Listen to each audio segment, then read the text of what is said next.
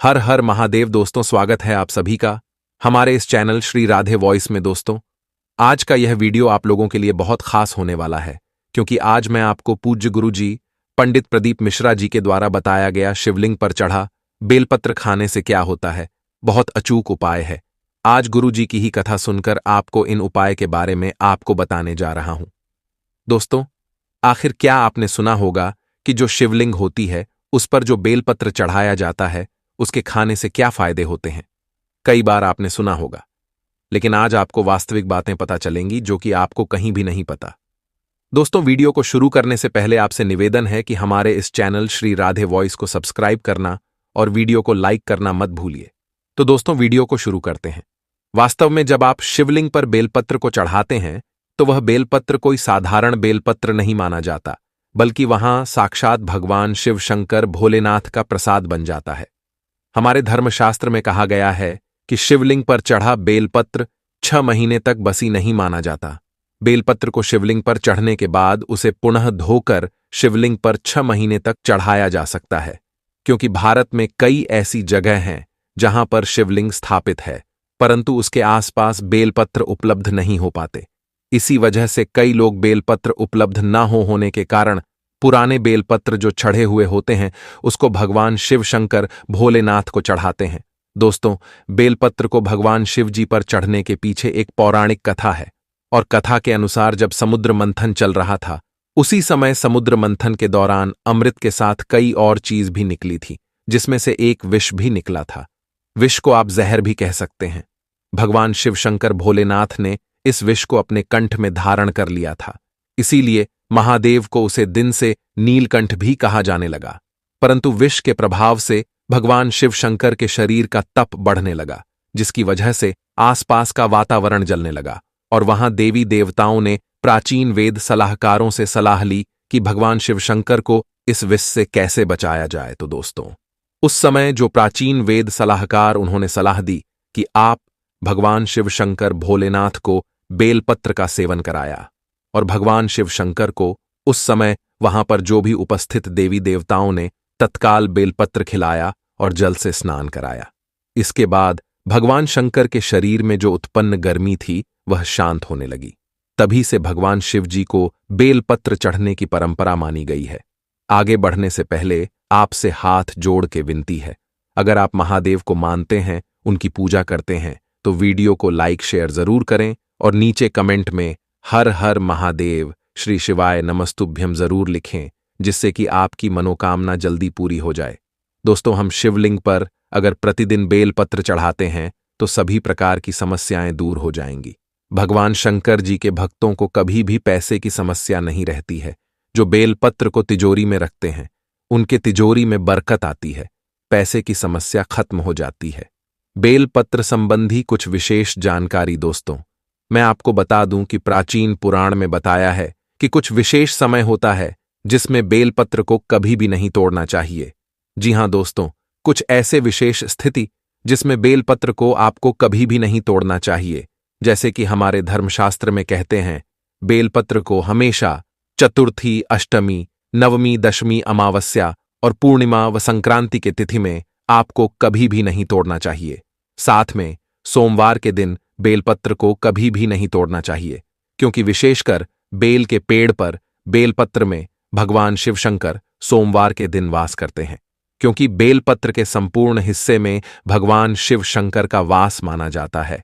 इसके मूल में अर्थात जड़ में ब्रह्मा जी का वास होता है, एवं बेल पेड़ के मध्य भाग में भगवान विष्णु जी का भी वास माना जाता है। और दोस्तों, मैं आपको बता दूं कि जो बेलपत्र के जो बेल होता है उसकी पत्तियों में शक्ति मानी जाती है, अर्थात सभी हमारे देवी देवताओं का जो शक्ति होता है वह इसके अंदर समाहित होती है। इसीलिए आपको कभी भी सोमवार के दिन बेलपत्र नहीं तोड़ना चाहिए। दोस्तों, इसके अलावा प्रतिदिन दोपहर 12 बजे के बाद भी आपको बेलपत्र कभी नहीं तोड़ना चाहिए। यह हमारे धर्मशास्त्रों में लिखा है, और आप फिर भी 12 बजे के बाद अगर बेलपत्र को तोड़ते हैं तो इससे आपको पाप लगना निश्चित है। दोस्तों देखिए, जब बेलपत्र को भगवान शिव शंकर भोलेनाथ जी की शिवलिंग पर चढ़ाते हैं तो वह एक बेलपत्र नहीं रह जाता है, बल्कि वह भगवान शिव का प्रसाद बन जाता है, जो कि असद बीमारियों को दूर करने में आपकी पीड़ा को भरने में एवं जीवन में चल रही सारी समस्याओं को दूर करने में समर्थ है, क्योंकि बेलपत्र को भगवान का प्रसाद के स्वरूप माना जाता है। इसीलिए वह आपके लिए अमृत जैसा बन जाता है। तो आखिरकार शिवलिंग पर चढ़ने बेलपत्र को नित्य रूप से खाने से क्या फायदा मिलता है, क्या बदलाव आते हैं हमारे जीवन में, इसके बारे में जानेंगे। लेकिन दोस्तों, मैं आपको बताना चाहूंगा, शिवजी पर चढ़ा बेलपत्र को खाने से शरीर के सभी प्रकार के रोग दोष दूर हो जाते हैं। शरीर में जितने भी रोग होते हैं, अगर आप बेलपत्र नित्य रूप से खाते हैं तो आप रोगों से बचते हैं। अगर आप अपने जीवन में बिना रोगों के रहना चाहते हैं तो आपको बेलपत्र का नित्य सेवन करना चाहिए। दोस्तों, आपने देखा होगा कि हमारे जीवन में कई लोग होते हैं जो मीट मछली मुर्गा जैसे तामसिक भोजन कर लेते हैं, शराब पीते हैं, चैनी खैनी गुटखा तंबाकू यह सब चीज जो होती है उसका सेवन करते हैं, परंतु एक समय के बाद उन्हें लगता है कि जो वह खा पी रहे थे वह गलत चीज, परंतु अब वह यह जो पाप कर चुके हैं उसको कैसे खत्म करें।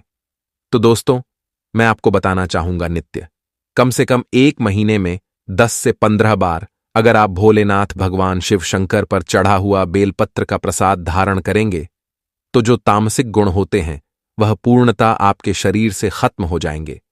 आपने कभी भी मीट मछली मुर्गा इस प्रकार का कुछ भी सेवन किया है, आपने शराब पिया है, आप इस पाप से मुक्ति पाना चाहते हैं तो आपको नित्य बेलपत्र का सेवन करना अत्यंत आवश्यक है। इसके सेवन से आपके शरीर शुद्ध होता है। आप अपने अशुद्ध शरीर को पूर्ण रूप से स्वस्थ बनाने के लिए पूर्णता संपन्न का जाते हैं। आपको भगवान शिव शंकर भोलेनाथ के इस प्रसाद को ग्रहण करना अत्यंत आवश्यक है। आज ही से शुरू कर दीजिए। नित्य 5 बेलपत्र खाइए, 3 सुबह 2 शाम में खाइए। अगर नित्य खाते हैं तो यह आपके शरीर में तमाम गुण को समाप्त कर देगा। किसी भी प्रकार की बीमारियां हैं पूर्णता समाप्त कर देगा। बेलपत्र खाने से आपका भाग्य भी बदलने लगेगा, आपका भाग्य बलवान हो जाएगा। दोस्तों, कैसे भी आपके दुर्भाग्य हो, बेलपत्र खाना शुरू कर देंगे, आपके दुर्भाग्य सौभाग्य में बदल जाते हैं। आपकी किस्मत, आपके तकदीर फिर आपके अनुरूप चलने लगती है। इसके बाद आयुर्वेद में भी कहा जाता है कि बेलपत्र को खाने से आपका जो रक्त होता है, खून होता, वह साफ होता है। अगर खून संबंधित, रक्त संबंधित कोई बीमारी है, नित्य 5 बेलपत्र खाइए। 5 बेलपत्र खाने के बाद आपके शरीर में जो खून में किसी भी प्रकार की गंदगी है वह धीरे धीरे खत्म होने लगेगी। आपका शरीर बहुत ही स्वच्छ हो जाएगा। खाली पेट बेलपत्र खाते हैं तो इससे आपका शुगर लेवल कंट्रोल में रहेगा, जिससे डायबिटीज की बीमारी में काफी हद तक आपको राहत मिलेगी। तो ऐसे में आपको बेलपत्र खाना चाहिए, क्योंकि बेलपत्र की तासीर ठंडी होती है, जो आपके शरीर को ठंडा रखने में आपकी मदद करता है। इसलिए लोग गर्मी के मौसम में बेल का जूस पीना पसंद करते हैं। इम्यूनिटी बढ़ाए, सुबह के समय भगवान शिव के शिवलिंग पर चढ़ा हुआ बेलपत्र खाने से कमजोरी दूर होती है और शरीर की इम्यूनिटी स्ट्रांग होती है। दिल को रखें, हेल्दी सुबह खाली पेट शिवलिंग पर चढ़ाए हुए बेलपत्र को खाने से दिल से जुड़ी बीमारी से राहत मिलती है। साथ ही इसके सेवन से आपका दिल स्वस्थ रहता है। जैसी समस्या होने पर सुबह के समय खाली पेट बेलपत्र का सेवन करना चाहिए। बेलपत्र औषधीय गुणों से भरपूर होता है, जो आपकी पेट से जुड़ी हर समस्या को दूर करने में मदद करता। दोस्तों, अब जानते हैं बेलपत्र से जुड़ी कुछ खास बातें। चतुर्थी, अष्टमी, नवमी, चतुर्दशी और अमावस्या तिथियों को संक्रांति के समय और सोमवार को बेलपत्र नहीं तोड़ना चाहिए। पूजा से 1 दिन पूर्व ही बेलपत्र तोड़कर रख लें। दोस्तों, आपको बता दें, बेलपत्र कभी अशुद्ध नहीं होते। यदि आपको पूजा के लिए नया बेलपत्र नहीं मिल रहे हैं तो आप किसी दूसरे के चढ़ाए हुए बेलपत्र को स्वच्छ जल से धोकर भगवान शिव को अर्पित कर सकते हैं। दोस्तों, बेलपत्र में 3 पत्तियां होनी चाहिए।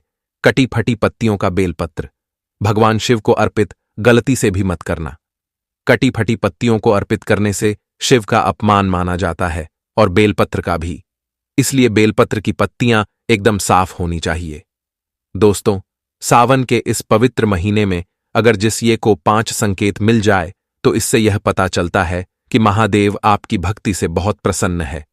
मित्रों, आगे जान लेते हैं।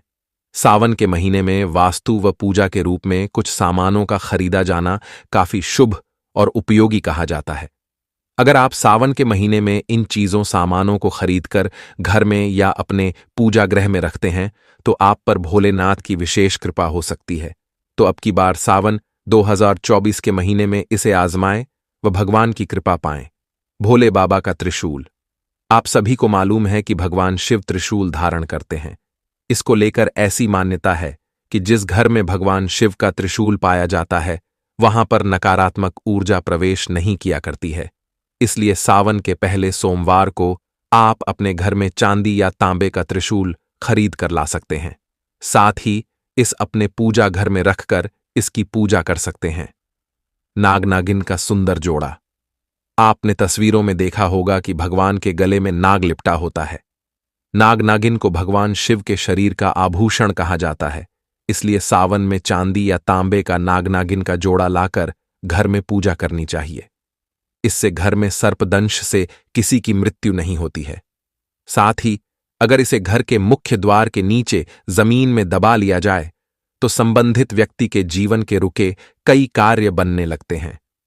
रुद्राक्ष या रुद्राक्ष की माला कहते हैं कि रुद्राक्ष का सीधा संबंध भगवान शिव के शरीर से गिरे आंसुओं से है। हमारे हिंदू धर्म की मान्यताओं में कहा जाता है कि जहां कहीं भी भगवान शिव के आंसू गिरे थे वहीं पर रुद्राक्ष के पौधे पैदा हुए। इसलिए सावन के महीने में एक रुद्राक्ष या रुद्राक्ष की माला घर में लाना बहुत ही शुभ माना जाता है। आप इसकी पूजा करके इसे धारण भी कर सकते हैं। मां गंगा का पवित्र जल। सावन के महीने में गंगा जल से भगवान शिव का अभिषेक या शिवलिंग का जलाभिषेक करने से भोले बाबा की खास कृपा मिलती है। अगर सावन के महीने में आप घर में गंगा जल लाते हैं और उससे भोलेनाथ की पूजा करते हैं तो आपके सारे विघ्न और क्लेश दूर हो जाते हैं और घर में मंगल होता है। भोलेनाथ का डमरू यह शिव शंकर का सबसे प्रिय व पवित्र वाद्य यंत्र कहा गया है। शिव की पूजा के समय डमरू की ध्वनि से भोला भंडारी खास तौर पर प्रसन्न होते हैं। इसकी पवित्र ध्वनि से घर की सारी नकारात्मक शक्तियां दूर हो जाती हैं। जीवन में आरोग्यता पाने के लिए भी डमरू की ध्वनि काफी प्रभावी कही जाती है। सावन में डमरू का उपहार देना भी शुभ माना जाता है। चांदी का चंद्रमा। भगवान शिव की तस्वीरों में देखा होगा कि भोलेनाथ के मस्तक पर चंद्रमा विराजित दिखाई देते हैं। सावन महीने में चांदी के चंद्रदेव लाना शुभकारी माना जाता है। इनको अपने पूजा घर में रखकर इनकी नियमित पूजा करें। सावन मास के पहले दिन चांदी या पत्थर के नंदी की प्रतिमा को घर में लाकर पूरे महीने पूजा करने से घर के आर्थिक संकटों से छुटकारा मिल जाता है। जलपात्र या कलश। गंगा जल शिव जी को अत्यंत प्रिय माना जाता है। चाहे तो सावन माह में चांदी तांबे या पीतल का जल पात्र लाकर उसमें शुद्ध स्वच्छ निर्मल जल भरें और प्रतिदिन उसी से भोलेनाथ का जलाभिषेक करें। भस्म। धर्मशास्त्रों की मान्यता के अनुसार भगवान भोलेनाथ को चिता भस्म अति प्रिय है। इसलिए सावन के इस पावन अवसर पर अपने घर में भस्म जरूर लाकर रखें और पूजा करते समय शिवलिंग पर भस्म चढ़ाएं।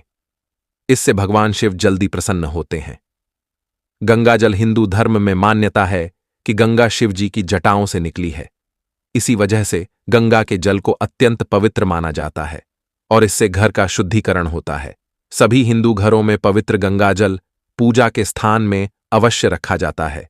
यदि आपके घर में गंगा जल नहीं है तो आप सावन के महीने में इसे घर जरूर लाएं।